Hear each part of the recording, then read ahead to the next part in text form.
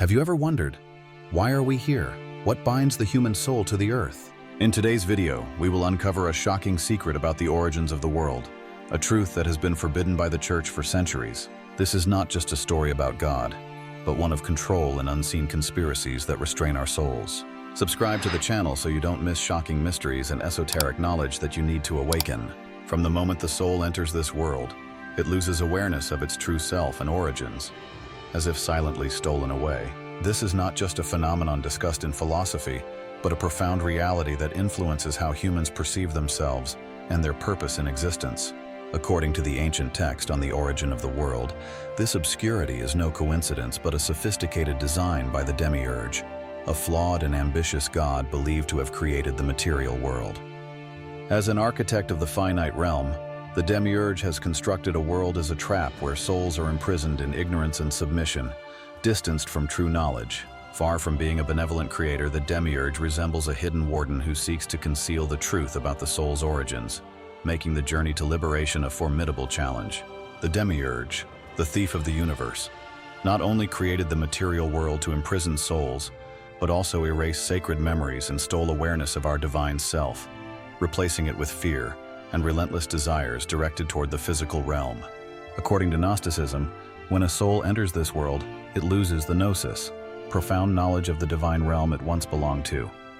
Let me remind you that gnosis originates from the Greek word meaning knowledge or understanding.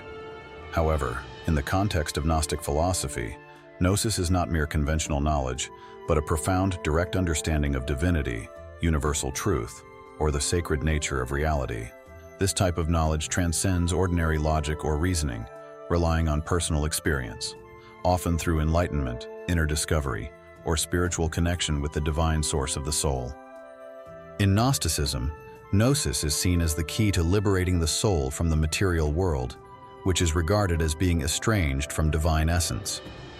Without gnosis, humans are lost souls endlessly searching to fill an invisible void they cannot comprehend. Everything we tirelessly pursue, from success to fame, is merely an illusion, trapping the soul in an endless cycle of seeking meaning from things that never truly satisfy. Gnostics pose the question, why is satisfaction always fleeting? Why, even after achieving our goals, do we still feel an undefined emptiness within? This arises from the nature of the soul, which longs for higher knowledge that has been hidden for so long. Even more troubling, the Demiurge gave us physical bodies, a sophisticated but cunning design, to anchor the soul to endless sensations and needs: hunger, thirst, pain, and desire. These invisible chains constantly pull us back to the physical rather than enlightenment, easily distracting us from our sacred origin. In reality, how much of our lives is truly spent on spiritual growth, when most of it is consumed by bodily demands? Gnostics believe that the body is no coincidence. It is a tool designed to keep us detached from our divine source. However, though this view may seem grim, Gnosticism is not entirely hopeless. They believe there is a way out, gnosis, inner knowledge. This is not knowledge derived from books or mystical teachers, nor is it found in some hidden ancient manuscript. Gnosis is the direct awakening to the sacred truth that has been obscured, a recollection, a profound realization of the self, surpassing all illusions and escaping the manipulation of the Demiurge. In Gnostic thought, gnosis is the path to liberation, which has been suppressed for centuries. Gnostic texts like On the Origin of the World were labeled as heretical and excluded from mainstream doctrine because they described the material world as a prison for the soul, with the body as its chains. Such knowledge threatens the power of forces that benefit from keeping humanity in darkness and ignorance. Gnostic texts offer a fresh perspective on God, humanity, and the purpose of the soul, potentially transforming the way people perceive the world. If these viewpoints were accepted, they would undermine the power of religious institutions that sustain human dependence on dogma and rituals. Rather than being the product of a perfect divine being, the material world is believed to have been created by the Demiurge to separate the soul from truth. If this knowledge were made public, the entire salvation system of the churches might collapse. According to Gnostic texts, each individual has the ability to connect directly with the divine realm through inner knowledge, or gnosis. This poses a significant threat to religious organizations that rely on persuading people that salvation must be achieved through submission and intermediaries.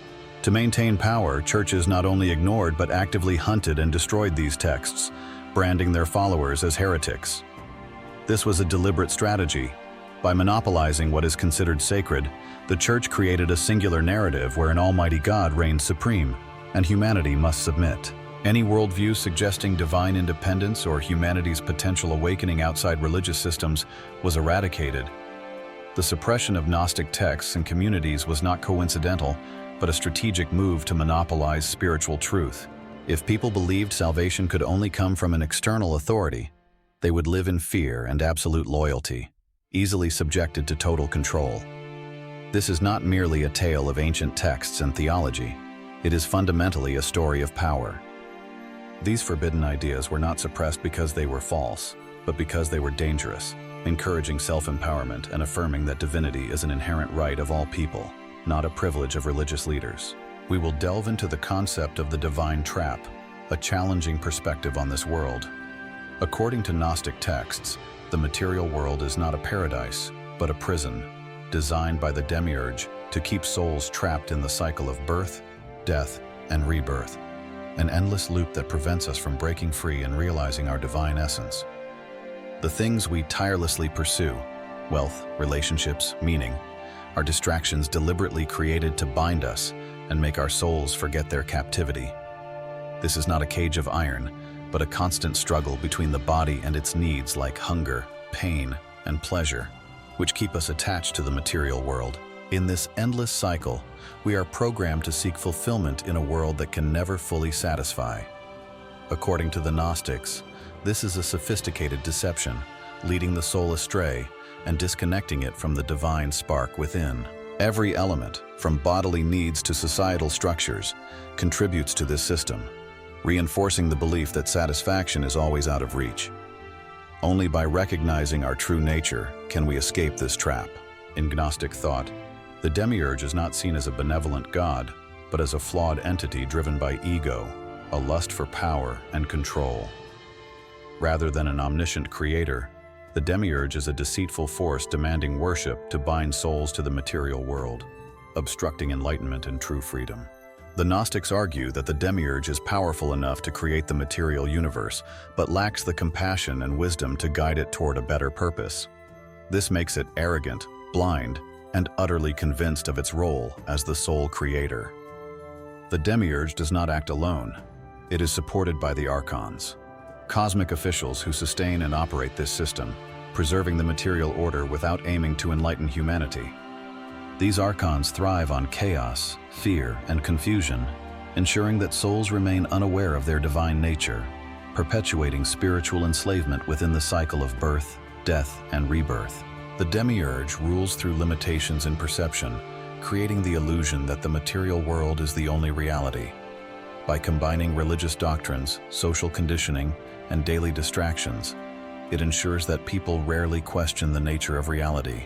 From birth, we are led to believe that material success and survival are the highest goals, gradually constructing a spiritual prison that keeps us confined to a limited world where the soul is never given the chance to realize its divinity and freedom beyond all material conditions. In Gnostic philosophy, the Demiurge is not the true creator, but an impostor who crafts a limited reality and maintains control through blind obedience. This is considered the ultimate betrayal, as humanity is deceived into worshiping the builder of its own spiritual prison. This realization encourages awakening, helping one understand that freedom comes from breaking the constraints imposed by the Demiurge. Gnostics believe that the material world was designed to block humanity from accessing deeper truths. Everyday experiences, from desires and ambitions to joy and pain, serve as veils, keeping us trapped in the cycle of shallow pursuits. Awakening is only achieved when we recognize that the visible world is merely a surface, and truth belongs to a higher reality, unbound by fleeting illusions. In Gnostic texts, the illusions created by the Demiurge and the archons are described as a sophisticated facade, confining us within a spiritual prison. From physical sensations to desires and fears, we are locked into material experiences, hindering our ability to question our divine origins. Tied to names, status, family, and culture from birth, we develop egos based on external factors, easily drawn into the cycle of fame, wealth, and social validation. This attachment prevents us from looking inward, where our true essence lies. This is the trap set by the Demiurge.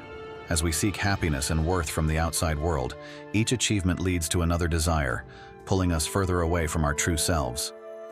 According to Gnostics, suffering is not a spiritual test, but a tool to keep us ensnared in the cycle of birth, death, and rebirth, preventing us from reaching the divine light within. Each step forward only deepens our dependence on the temporary, while the truth lies in the eternal, free essence within us. Suffering is embedded within the material illusion, keeping us preoccupied with external problems and disconnected from higher truths. Trapped in this system, instead of seeing suffering as a call to awaken, we spiral into negativity, identifying with our pain and forgetting our divine nature. Gnostics argue this is the Demiurge's clever strategy. Suffering is not an absolute reality, but a tool to bind the soul to the cycle of birth, death, and rebirth. Suffering is not merely a personal feeling. It is part of a control system employed by the archons and the Demiurge to manipulate the mind. Negative emotions such as fear and ambition are implanted in our psyche, creating chaos and distancing us from our true potential. Only by realizing that suffering is a product of this illusory reality can we pursue inner awakening instead of seeking liberation through temporary means. When dominated by anxiety and material desires, we are trapped in temporary needs that hinder spiritual awakening. Gnostics believe that to escape the illusion of the Demiurge and the archons, we must practice self-reflection and seek gnosis, knowledge of oneself, through intuition and personal experience, thereby connecting with the divine spark within. The archons in Gnostic thought are not tangible beings but invisible forces that control the mind and emotions, sustaining the illusion of the Demiurge. They manipulate us through fear, ambition, and insecurity, distracting humanity with material concerns and attachments to societal, familial, and cultural identities. As law enforcers, the archons keep us under control, preventing us from recognizing our true essence. To escape this bondage, we must awaken from the illusion, transcend temporary definitions, and rediscover the divinity within. The archons not only uphold material order, but also manipulate human psychology and emotions through social norms and deeply ingrained psychological triggers. By stirring conflict, insatiable desires, and fear, they ensure we constantly seek external satisfaction instead of awakening internally. In this system, the archons operate at every level, relentlessly influencing human behavior and thoughts, keeping us trapped in the cycle of birth and death and blocking awareness of our divine nature. Negative emotions, created and sustained by them, provide energy for the archons, enhancing their power. They use media and social conflicts to fuel tension and suffering, immersing us in a socially fragmented environment. The more we suffer, the more dependent we become on possessions, status, and social validation, believing these can bring peace. However, Gnostics encourage us to transform this negative energy. By gaining awareness and awakening, we can free ourselves from this vicious cycle, expand our consciousness, and break free from the control of the archons to achieve deeper unity. The archons exploit energy from our negative emotions, turning personal reactions into resources to sustain the cycle of suffering and distraction. Their system infiltrates areas such as society, culture, and politics, as well as powerful institutions like governments and religions, where rewards and punishments enforce obedience and control.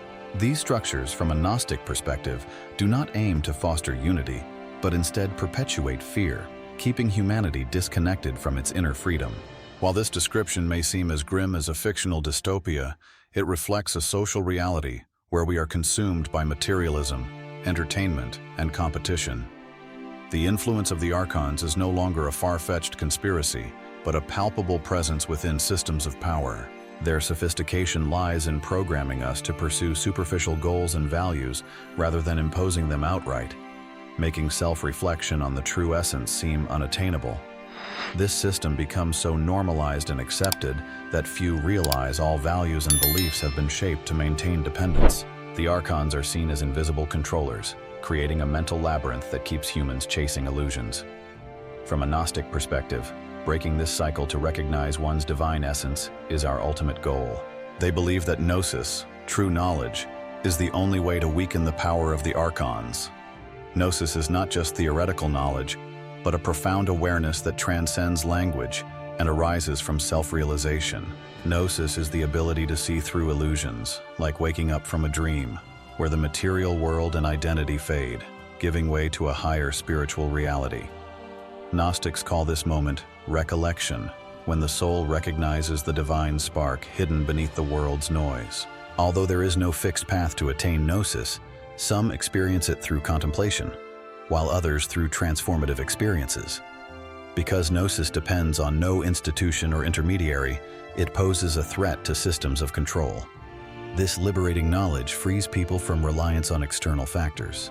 Gnostic texts encourage meditation, self-reflection, and questioning reality to achieve awakening, peeling away the layers of illusion imposed by society. Unlike traditional religions, Gnosticism focuses on breaking mental barriers and freeing humanity from the prison of the mind created by the archons.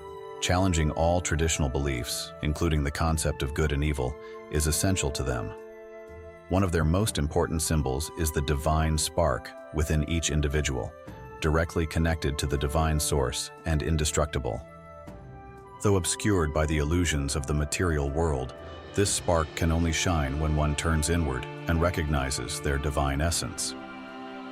Achieving Gnosis, true self-knowledge, frees us from the control of the archons and the Demiurge, beginning a journey of discovery and liberation. Gnosis is not external knowledge, but an inner understanding, a personal journey requiring self-awareness. Gnostics argue that this awakening does not demand rejecting the material world, but seeing its transient nature. They envision a world where everyone recognizes the illusions created by the Demiurge and understands their divine essence. This collective awakening would dismantle the archon's power and create a new reality based on truth rather than lies. The journey to seek Gnosis is a spiritual revolution, resisting systems that divide and limit awareness. It enables us to seek answers within, realize freedom, and connect more deeply with the universe, discovering that the answers lie within us, waiting to be illuminated. With these reflections, we conclude our exploration of Gnosticism and the transformative power of Gnosis. Thank you for joining me in exploring this profound and challenging worldview, daring to confront questions we've been taught to ignore. Always remember, knowledge, especially self-knowledge, is the key to unlocking true freedom. So never stop questioning, never stop seeking, and perhaps you'll begin to see the world in an entirely new way. Thank you again for sharing this journey with me. I hope to meet you again in future explorations, where we will continue to uncover untold mysteries.